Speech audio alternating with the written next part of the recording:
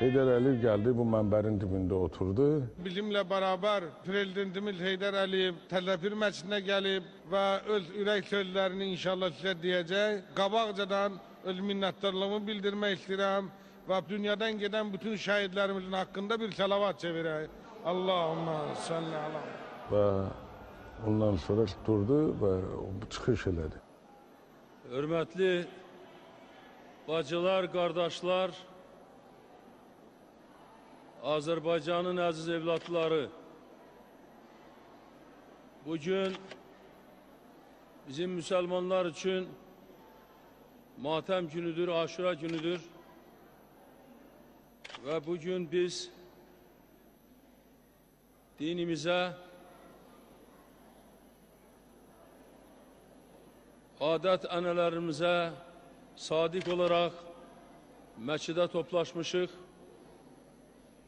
ve hak adalet yolunda şehit olan Hazreti Hüseyin'in hatırasını yad edirik.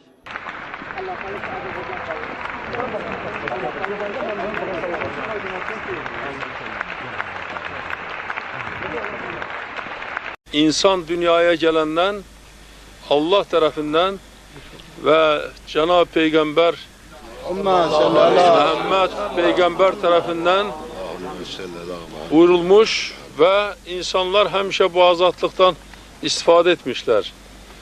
İndi biz müstakil devlet kimi bu azatlığa çıkmışıq. Hem devletimiz azattır, müstakildir, hem de her bir vatandaş azattır. Güman edirəm ki, her bir Azerbaycan vatandaşı, her bir Müslüman daima ve hususen oruçluk ayında her gün ibadet ederken en büyük arzusu olubdur ki vətənimiz bu beladan xilas olsun.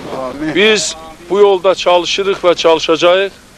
Ancak buna nail olmak için de gerek halkımız daha da bir olsun, halkımız daha da həmrəy olsun.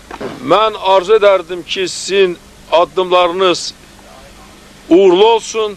Respublikamızda, hayatımızda əmin-amanlıq olsun.